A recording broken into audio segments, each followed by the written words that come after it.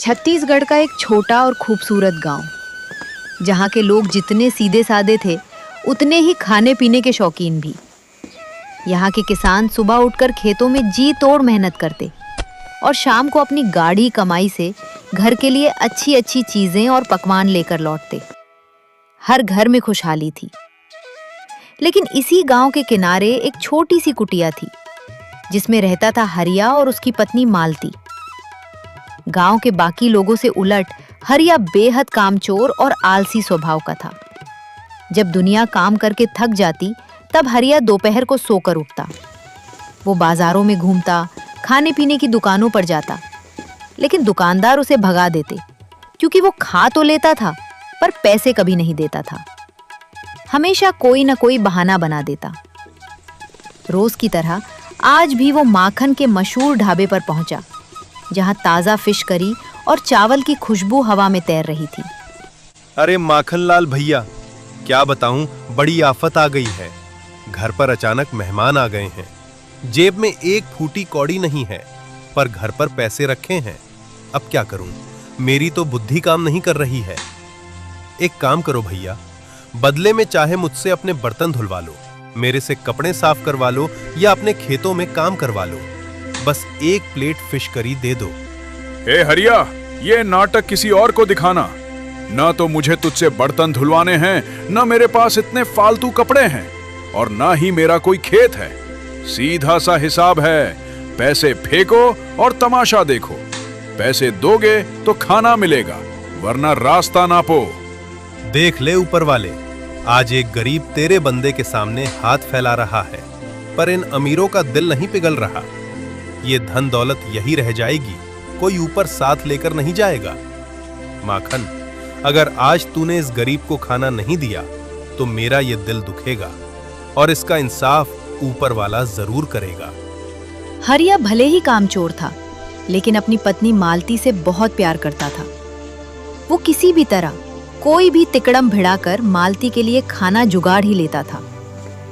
आज भी वो माखन को अपनी बातों में फंसाकर खाना लेकर घर पहुंचा।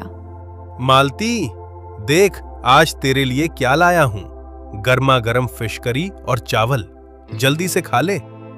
बस हरिया बस, इन रोज रोज के बहानों और भीख के खाने से मेरा घर नहीं चलेगा। मुझे सूखी रोटी मंजूर है, लेकिन सम्मान की। खाना तो जानवर भी कहीं ना कहीं से ढूंढ ही लेता है, पर इंसानों जैसी सुख सुविधाओं का क्या? कल को जब हमारे बच्चे होंगे तो उनके भविष्य के लिए क्या करोगे? उन्हें क्या खिलाओगे? अरे भाग्यवान, तुम चिंता क्यों करती हो? उसका भी कोई ना कोई इंतजाम मैं कर ही लूंगा। अचानक बाहर भारी कदमों और लाठियों की आवाज आती है। जमींदार अपने दो तगड़े लठैतों के साथ खड़ा है। ए हरिया, बाहर निकल, कहाँ छुपा बैठा है कामचोर? बाहर और कोई नहीं बल्कि गांव का रसूखदार जमींदार आया था, जिससे हरिया ने पैसे उधार लिए थे। आवाज सुनते ही हरिया और मालती सहम कर बाहर आए। बहुत दिन गुजर गए हरिया, आज मुझे मेरा पूरा पैसा वापस चाहिए। अगर आज पैसे नहीं मिले तो अपनी ये झोपड़ी खाली कर दे। मालिक, आप इतने बड़े रईस होकर मुझ जैसे एक गरीब की छोटी सी कुटिया छीनते हुए आपको दया नहीं आती? दया? अरे शर्म तो तुझे आनी चाहिए। मुझ जैसा जमींदार होने के बाद भी मैंने तुझे 2 महीने की मोहलत दी, लेकिन तू तो ढीठ है। जमींदार साहब, रहम कीजिए। मैं मानती हूँ कि मेरा पति कामचोर है, लेकिन अगर आप हमसे हमारा ये आशियाना छीन लेंगे तो हम इस धूप और बरसात में कहाँ जाएंगे? तो फिर ऐसे निकम्मे का साथ छोड़ क्यों नहीं देती? मेरे घर चल, वहां आराम से रानी बनकर रहना। जमींदार साहब, अपनी जुबान संभाल कर बात कीजिए। मेरा पति चाहे जैसा भी हो, कामचोर हो या नाकारा, लेकिन उसने मुझे कभी भूखा नहीं सोने दिया। वो मेरा सुहाग है और मैं उसके साथ हर हाल में खुश हूँ। अपनी हद में रहिए। मालती की बात सुनकर हरिया के भीतर का सोया हुआ मर्द और स्वाभिमान जाग उठता है। उसकी आंखों में आंसू हैं, पर चेहरा दृढ़ है। जमींदार साहब, बस बहुत हुआ। मुझे सिर्फ 1 हफ्ते का वक्त दीजिए। आज से ठीक 7वें दिन सोमवार को मैं आपका एक एक पैसा चुका दूंगा, और अगर मैं ऐसा नहीं कर पाया तो मैं खुद अपनी मर्जी से ये घर छोड़कर चला जाऊंगा। यह एक पति का वादा है। मैं अपनी पत्नी मालती की कसम खाकर कहता हूं। ठीक है, तेरी पत्नी की कसम पर मुझे भरोसा है। मैं अगले सोमवार को आऊंगा। अगर पैसे नहीं मिले तो अंजाम भुगतने के लिए तैयार रहना। इतनी बात कर जमींदार लठैतों के साथ वहां से चला जाता है। तुम पागल हो गए हो क्या? पूरे 1000 रुपए? इस महंगाई के जमाने में जहां दिन रात एक करने पर भी इंसान दिन का मुश्किल से 50 रुपए कमा पाता है, तुम 7 दिनों में 1000 रुपए कहां से लाओगे? क्यों खा ली मेरी झूठी कसम? नहीं मालती, ये झूठी कसम नहीं है। आज तुमने मेरी आंखें खोल दी। तुमने एक निकम्मे पति का मान रखा है। अब ये हरिया अपनी जान लगा देगा, पर तुम्हारा सिर झुकने नहीं देगा। तुम घर के अंदर जाओ, मैं कुछ न कुछ करके ही लौटूंगा। अपनी पत्नी मालती की कसम खाकर हरिया घर से तो निकल पड़ा, लेकिन रास्ता आसान नहीं था। जो इंसान जिंदगी भर कामचोर रहा हो, उसे गांव में कोई आसानी से काम देने को तैयार नहीं था। वो सुबह से शाम तक कई दरवाजों पर गया, लोगों के आगे हाथ जोड़े, लेकिन हर जगह से उसे दुत्कार और नाकामी ही हाथ लगी। भगवान, सूरज ढलने को आया, दूसरी शाम भी होने वाली है, पर हाथ में एक नया पैसा नहीं आया। अगर ऐसे ही खाली हाथ घर लौटा तो जमींदार के सामने मालती का सिर झुक जाएगा। मैं ऐसा नहीं होने दे सकता, पर करूं तो क्या करूं? हरिया चलते चलते गांव से काफी दूर निकल आया था। तभी रास्ते में उसे एक पेड़ के नीचे बैठे एक बुजुर्ग काका दिखाई दिए। उनके चेहरे पर गहरी चिंता और उदासी थी। किसी परेशान बुजुर्ग को देखकर हरिया से रहा नहीं गया और वो उनके पास पहुंचा। प्रणाम काका, क्या हुआ? आप इतने परेशान क्यों बैठे हैं? कोई समस्या आ गई है क्या? आप इस उम्र में यहाँ अकेले क्यों हैं? क्या बताऊं बेटा, ऊपर वाले ने मुझे सब कुछ दिया है। धन है, दौलत है, जमीन जायदाद है, पर नसीब में अपनों का सुख नहीं है। मेरे बेटे ने मुझे कहीं का नहीं छोड़ा। वो सब कुछ छोड़कर शहर चला गया और आज तक पलटकर वापस नहीं आया। इस बड़ी संपत्ति का मैं अकेले क्या करूं? काका ने अपनी व्यथा सुनाई, लेकिन तभी उनकी नजर हरिया के मुरझाए हुए चेहरे पर पड़ी।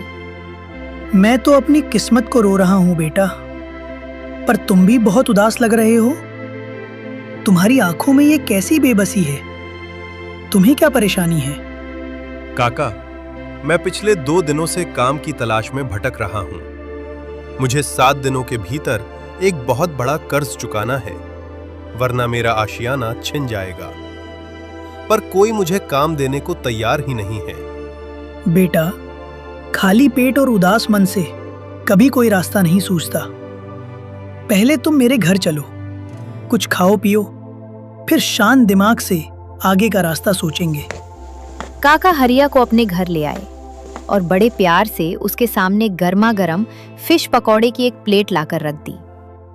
भूख से बेहाल हरिया ने जैसे ही पहला पकौड़ा मुंह में रखा, वो दंग रह गया। वाह काका, लाजवाब! ऐसा स्वाद, ऐसा जायका तो मैंने आज तक पूरे छत्तीसगढ़ में कहीं नहीं चखा। काका, आप सच सच बताइए, आप पहले कहीं बावर्ची का काम करते थे क्या? हाँ बेटा, बहुत साल पहले मैं हैदराबाद के एक बहुत बड़े और मशहूर रेस्टोरेंट में हेड शेफ था। वहाँ के बड़े बड़े लोग मेरे हाथ के बने खाने के दीवाने थे। तभी तो काका, आपके हाथों में तो साक्षात जादू है। काका, अगर आप बुरा न माने तो क्या आप इस मुसीबत के वक्त में मेरी एक छोटी सी मदद करेंगे? बोलो बेटा, अगर मेरे बस में हुआ तो मैं जरूर करूंगा। काका, क्यों ना हम एक काम करें? अगर आप मुझे इसी तरह के स्वादिष्ट फिश पकौड़े बनाकर दे दें और मैं इसका एक ठेला लगाऊं, तो कैसा रहेगा? अरे, ये तो बहुत ही शानदार विचार है बेटा। मेरे पास एक पुराना ठेला रखा है, तुम उसे ले लो। कल सुबह तुम बाजार से ताजा मछलियां लेकर सीधे मेरे पास आ जाना। मैं पकोड़ों का मसाला और बैटर तैयार रखूंगा। तुम ठेला ले जाकर गांव के किनारे लगाना। दुकान चली तो बहुत बढ़िया, नहीं चली तो कोई दूसरा रास्ता देखेंगे। काका से रास्ता मिलने के बाद हरिया के हौसले बुलंद हो चुके थे। वो सीधा अपने घर पहुंचा। मालती उदास बैठी उसका इंतजार कर रही थी, लेकिन हरिया ने बिना कुछ बोले चुपचाप सो जाना ही सही समझा, क्योंकि वो अपनी मेहनत से सीधे नतीजे दिखाना चाहता था। अगली सुबह जब गांव सो रहा था, हरिया उठकर सीधे बाजार पहुंचा। उसने अपनी बची कुची जमा पूंजी से नया सामान, कुछ जरूरत की चीजें और ताजा मछलियां खरीदी और सीधा काका के घर पहुंच गया। काका ने फुर्ती से मछलियों को अच्छी तरह धोया, उन्हें सही आकार में काटा और अपने सीक्रेट मसालों वाले बेसन के घोल में डुबोकर खौलते तेल में डाल दिया। कुछ ही मिनटों में गर्मा गर्म कुरकुरे फिश पकौड़े बनकर तैयार हो गए। हरिया ने सारे सामान को ठेले पर लादा, काका का आशीर्वाद लिया और गांव के मुहाने पर जहां से लोग गुजरते थे वहां अपनी दुकान लगा दी।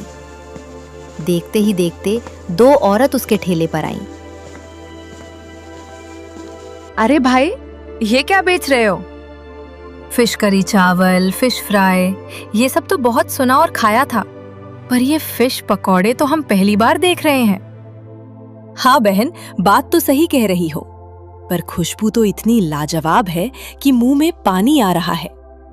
अरे भाभी जी, सिर्फ खुशबू ही नहीं, जब इसके साथ ये तीखी वाली हरी चटनी लगाकर खाओगी ना, तब इसका असली स्वाद पता चलेगा।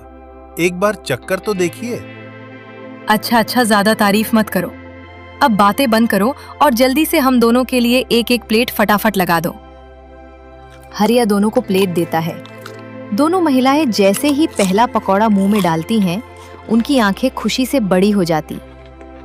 भैया, क्या गजब का स्वाद है। इसमें कौन सा मसाला डालते हो और इसे कैसे बनाते हो? क्या इसकी रेसिपी हमें बता दोगे? हम भी घर पर बनाकर खाया करेंगे। अरे भाभी जी, अगर मैंने आपको इसका सीक्रेट बता दिया तो फिर आप मेरे ठेले पर दोबारा क्यों आओगी? और अगर आप आओगी नहीं तो फिर आपसे बातें कैसे होंगी? इसलिए रेसिपी का सीक्रेट भूल जाइए भाभी जी। मैं तो बस इसे बेचता हूँ, बनाता कोई और है। चलो कोई बात नहीं, बड़े सयाने हो तुम। पैसे लो और हमारा एक प्लेट और पैक कर दो। देखते ही देखते उन महिलाओं से सुनकर गांव के और भी लोग वहां जुटने लगे। जिसने भी एक बार हरिया के फिश पकौड़े चखे, वो उसका दीवाना हो गया। धीरे धीरे शाम ढलने लगी और कुछ ही घंटों में हरिया के सारे फिश पकौड़े बिक गए। कड़ाही और बर्तन पूरी तरह खाली हो चुके थे। हरिया की जेब आज पहली बार ईमानदारी की कमाई से भरी थी। अपनी पहली कमाई लेकर हरिया सीधा बुजुर्ग काका के घर पहुंचा। उसके चेहरे पर एक अलग ही सुकून और चमक थी। काका, ये लीजिए आज की पूरी कमाई। आपकी वजह से आज मेरा पहला दिन बहुत शानदार रहा। सारे पकौड़े बिक गए। ये पैसे रखिए काका। नहीं बेटा, इन पैसों को तुम अपने पास रखो। मेरे पास पहले से ही बहुत धन दौलत है। मैं इस उम्र में इन पैसों का क्या करूंगा? तुम्हें इस वक्त इनकी सबसे ज्यादा जरूरत है। घर जाओ और अपनी पत्नी की कसम पूरी करो। काका, आपका ये एहसान मैं जिंदगी भर नहीं भूलूंगा। आपने मुझे एक नया जीवन दिया है। आपका बहुत बहुत धन्यवाद काका। तो क्या मैं कल सुबह फिर आ जाऊं? हाँ बेटा, बिल्कुल। कल सुबह फिर आना। मैं तुम्हारा इंतजार करूंगा। दिन गुजरते गए और हरिया की मेहनत रंग लाने लगी। अब वो पुराना आलसी हरिया नहीं रहा था, बल्कि सुबह की पहली किरण के साथ उठकर काम पर निकल जाता। बुजुर्ग काका के हाथ का स्वाद और हरिया की ईमानदारी ने पूरे गांव में तहलका मचा दिया था। धीरे धीरे हरिया की जेब में जमींदार का कर्ज चुकाने लायक पैसे जमा होने लगे। देखते ही देखते सोमवार का वो दिन भी आ गया जिसका वादा हरिया ने किया था। हरिया अपने ठेले पर ग्राहकों को पकौड़े परोस रहा था। तभी वहां गांव का वही रुआबदार जमींदार आ धमका। हे हरिया, आज सोमवार है, 7 दिन पूरे हो गए। मेरा 1000 रुपया कहाँ है? या फिर आज अपनी उस झोपड़ी से हाथ धोने का इरादा है? जमींदार हरिया को डांट ही रहा था कि तभी उसकी नाक में गर्मा गर्म फिश पकौड़ों की वो लाजवाब खुशबू गई। खुशबू इतनी बेमिसाल थी कि गुस्से से तमतमाया जमींदार भी अपनी लार नहीं रोक पाया। अरे, ये कैसी खुशबू है? पूरे गांव में इसकी चर्चा हो रही है। ला, पहले मुझे भी एक प्लेट चखा, देखूं तो सही तू ऐसा क्या बेच रहा है। हरिया ने मुस्कुराते हुए बड़े आदर से एक प्लेट सजाकर जमींदार के हाथ में दे दी। जमींदार ने जैसे ही पहला कड़क और कुरकुरा पकौड़ा मुंह में रखा, उसकी आंखें खुली की खुली रह गईं। उसका गुस्सा पल भर में गायब हो गया। वाह हरिया, ये तो सचमुच कमाल है। ऐसा स्वाद मैंने आज तक नहीं चखा। सुन, पैसों की कोई जल्दी नहीं है, तू पैसे मुझे बाद में आराम से दे देना, लेकिन एक शर्त है, रोज मेरे घर के लिए ये फिश पकौड़े तैयार करके रखना। नहीं जमींदार साहब, मैंने अपनी पत्नी मालती की कसम खाई थी कि आज सोमवार को आपका पूरा कर्ज चुका दूंगा। एक पति अपनी पत्नी की कसम कभी झूठी नहीं होने दे सकता। ये लीजिए आपके पूरे पैसे। हरिया, तेरी इस मेहनत और ईमानदारी ने आज मेरा दिल जीत लिया। चल, तू इतना कह रहा है तो मैं इस पैसे का ब्याज छोड़ देता हूं, सिर्फ मूलधन ही दे दे। आज से तू कर्ज से बिल्कुल आजाद है। जमींदार पैसे लेकर मुस्कुराते हुए वहां से चला गया। दूर खड़ी मालती ये सब देख रही थी। उसकी आंखों में खुशी और गर्व के आंसू थे। जिस पति को लोग कभी नाकारा कहते थे, आज उसने अपनी मेहनत से अपनी किस्मत बदल दी थी। हरिया और मालती ने दूर खड़े बुजुर्ग काका को हाथ जोड़कर प्रणाम किया, जिनकी वजह से ये सब मुमकिन हो पाया था।